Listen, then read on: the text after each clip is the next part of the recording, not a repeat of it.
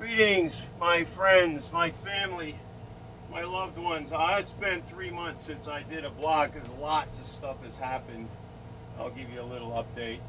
One thing is I don't have the remote control button to press to turn the video on. Kibo, come on up. We're doing our video.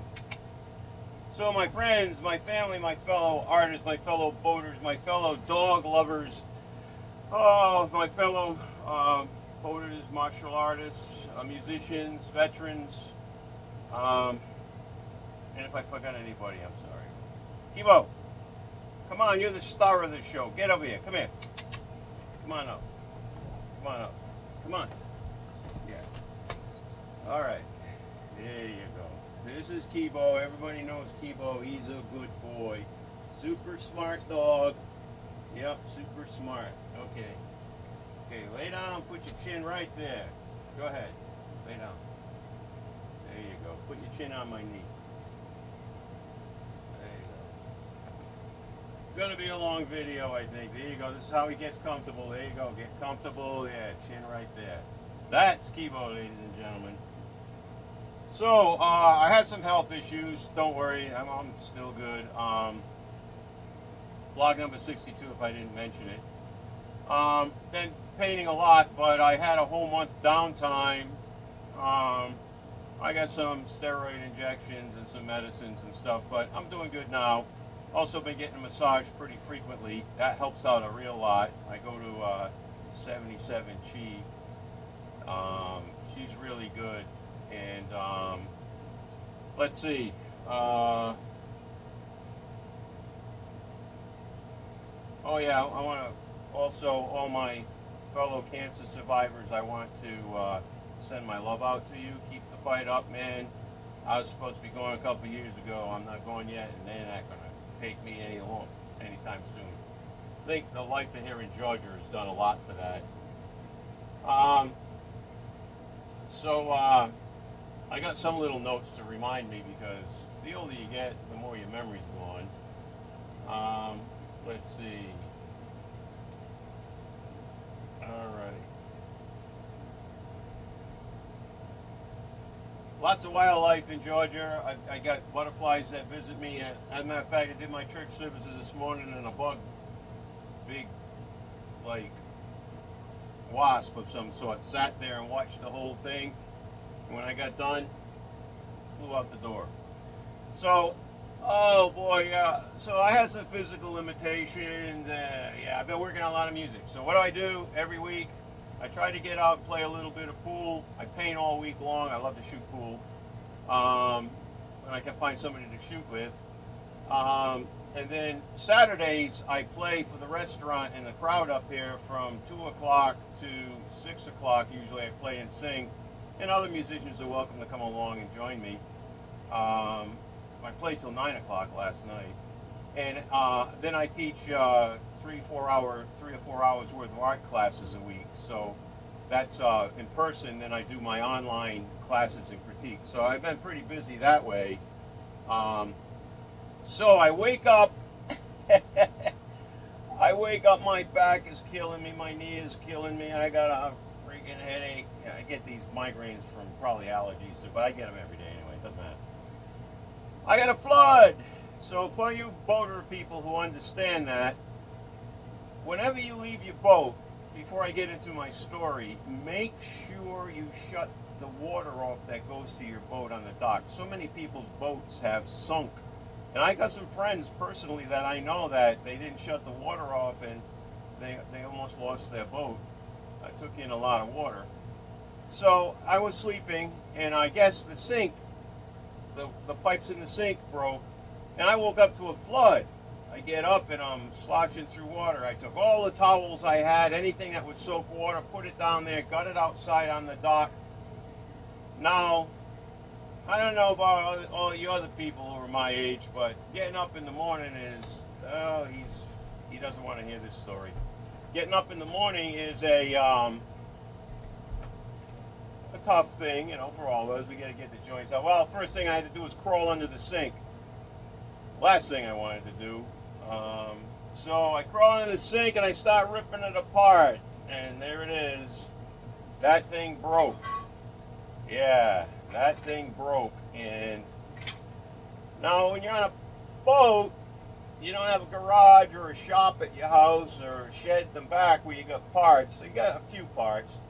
So I had to go to the hardware store and get parts. It took 3 days to fix this because I replaced this whole thing and then I got the new one. And for some of you who are mechanics and work with plumbing and what, we know that metric and SAE, which is standard, are different. So I've got plumbing pieces that were metric and some that were not. And this didn't have any shut-off valves in it.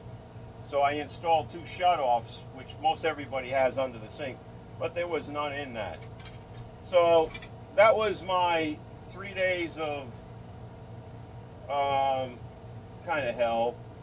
I have friends that helped me. I couldn't even drive my car or walk. I was so shot. So that was my water plumbing thing. And then last week I woke up and it's 110 degrees in the boat. Now it's only 90 degrees outside, but when you're on a boat, the windows are like magnifying glasses, and my AC stopped working. So that was electrical, and in 110 degree temperatures, I worked on that for a whole day to get that finally running.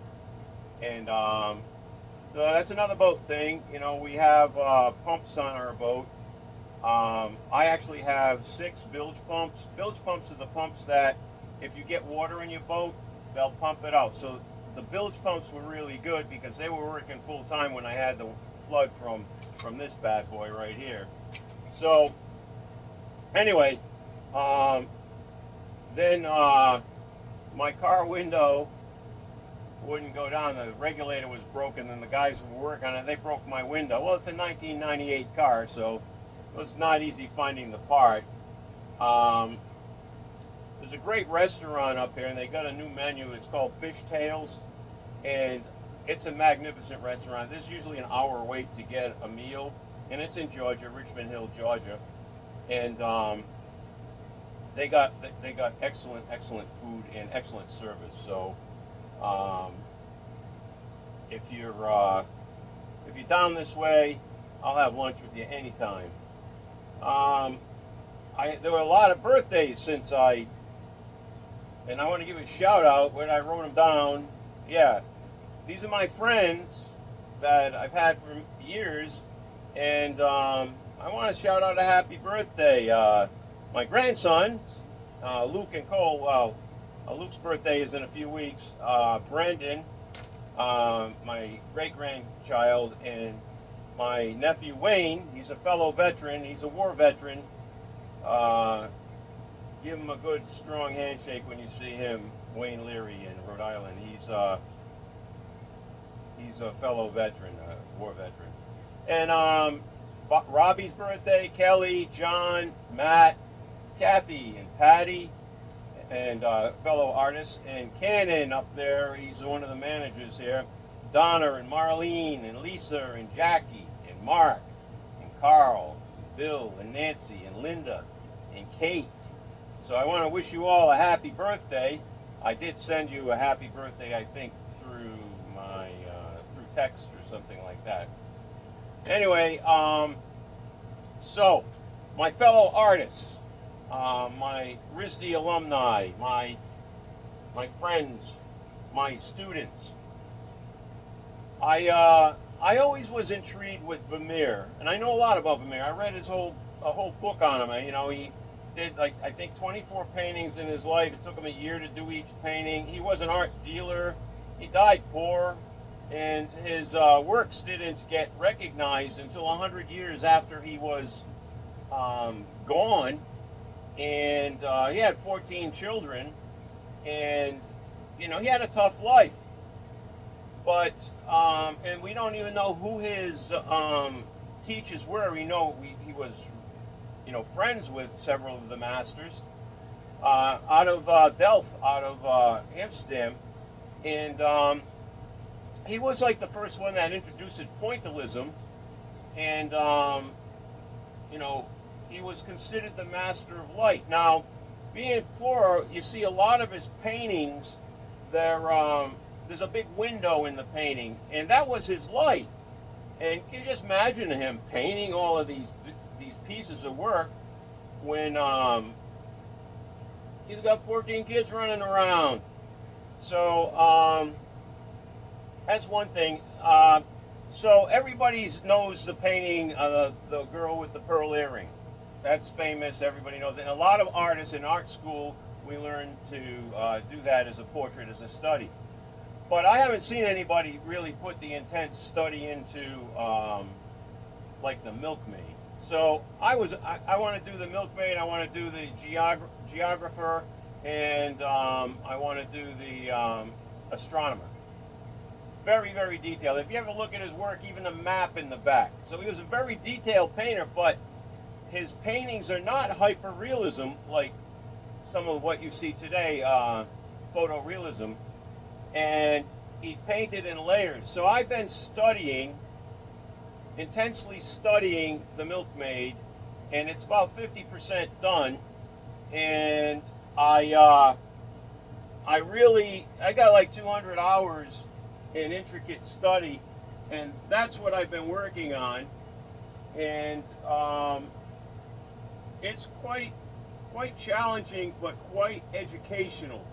Every now and then I like to take one of the masters and just get into their head, read the book about them and where they were at, their thoughts, their political beliefs, their religious beliefs, their family, their struggles, their experiences, their teachers. And then as I'm painting, all of this goes through my head. So I'm very pleased with where I'm going with this. And for those of you who want to know how I got the proportions right, I like to use a proportional divider. This is my proportional divider here, and what it does is, let's say the picture I'm looking at is this big, and I'm going to make it this big. So everything I measure like that. One of the ways I got the photos, and this is for you artists who want to do this kind of thing, the photos online are all different colors. And then that could be from whatever, pixels or color or whatever. And in the book, even the book of Vermeer that I got, I'll get that here. This is the book I read. And on Vermeer, and this is from Thames and Hudson, and it was a very, very, very good book. And as you can see, it's got some close-up works in it, and there's one of the milkmaids there, the basket. Now, in my study, in the records, it said he spent 1 week, 8 hours a day, I believe, just on this, the bread. And I find that to be pretty amazing. He was very, very detail-oriented, and he painted in layers. So, let's see, what else? My mom's out of rehab. My son's fiance, after 3 years at least, was in a nursing home because of a mistake in a hospital that caused her to get septic, have an intestinal surgery. And now that she's back and they're doing good, and that's a blessing too. My mom, 91 years old, just got out of rehab. She went home, she lost her cat, God bless her. I mean, I couldn't even imagine. We know that our animals are only with us for a portion of our life, and Kibo and I are close. He's super smart. He does a lot of things for me. He has a great diet, and some of you have asked me what he gets for a diet. So my dog lover friends out there, every morning when I wake up, before he even eats, he likes to eat a couple of pieces of asparagus. Asparagus are great because they clean out the kidneys and the intestinal tract, and it's anti-staphless. It's one of its Latin names, anti-staph something or other, I don't know. And then he gets his food and I put salmon oil in it, wild salmon oil in his food, and I put dried liver pieces in the bottom. So that's what he gets with his food, and it's a senior vitality package and food by Purina, and he gets vitamins in the morning. He gets a probiotic and a vitamin, and these are by Zesty Paws. He's been on them for years, and he's in great health. And then at night before he goes to bed, this from Pet Honesty is hip and joint. So that's one of the things. And then when he eats his food in the morning, the Kongs that have holes in the sides of them. I know I'm moving a lot. That's okay. So this is his Kong, and in the ends here, I put the baby carrots, and that gives his jaw a good workout. And this is a Kong rubber bone that some people fill. You can fill them with peanut butter, put them in the freezer, and the dogs just love to chew that out. So that's really good. And at night, I brush his teeth, and I give him one of those dentist sticks to clean his teeth. And if I told him right now to go into the V-berth and get him, he'd come back with them. Matter of fact, I might do that just for fun, but he might knock over the camera. Oh yeah, and for those of you who came to my art show up north, I did wonderful. I'm hoping to be going up there to do some private shows this year. I'll be hitting the water with the boat in another week or two, doing some traveling and exploring. Let's see, what have I got? I'm sorry to be delaying and whatnot, but I haven't done this in 3 months. And oh yeah, we had an alligator. We got an alligator about a 3 or 4 footer swims around here now. Those of you who have boats and you have dogs, my dog Kibo, he likes to sit on the stern. And he likes to get on the gunnel. A gator, a big one, will jump up right up in the air and grab them. And so be careful. I watch him all the time. We've got a 10 knot current here during high tide and low tide, but during ebb tide, that's when there's no current. That's when the most dangerous time is, and they like to eat at night too. When a gator is on the land and it's just sitting there in the sun, it's digesting. When it's swimming in the water, it's looking for food. At least that's what I'm taught down here. Soon I will be up in New England, and I plan on having another big barbecue. So I hope that all my friends up in that area can make it. You know, and here's something I want to tell you guys. I do a lot of metaphysical, but do something today that your future self will thank you for. And as you think, your world is created. I've always said that because thoughts become things. You attract what you think. You attract what you think about the most. And know those that you socialize with, that you become the average of the 5 people that you spend the most time with. Thoughts, beliefs, attitude, intellect, whatever it can be. So try to associate with people that their glass is half full. I've battled all kinds of stuff, from the war to cancer, and you know, I believe my glass is half full. That's why I'm still here talking with you today. Everything currently in your life, right now, you've attracted. The only thing that you have control of is your thoughts and your reactions. The outside world can't do that unless you let them in. And we got a lot of hate and anger in the world right now, so try not to let it absorb you. So let me see, did I forget anything? I probably did. I'm old, I forget stuff. Yeah, this stuff, but lots of little words. Anyway, I love you all. Know that. I mean, I really do. I look forward to seeing every one of you when we can get together. And my close friends, this is important too. You don't have to call somebody every day to prove that you're their friend. My friends out there, sometimes they don't hear from me for a long period of time. I still love you, man. I got brothers and sisters out there that I would do anything for. So let everyone know that you know and love that you love them. And today is Mother's Day. You only have one mother. No matter what, you only have one mother. She was the person who changed your diapers. She was the person who got you, said, "This is baby, what do I do?" And learned how to become a mom in many cases.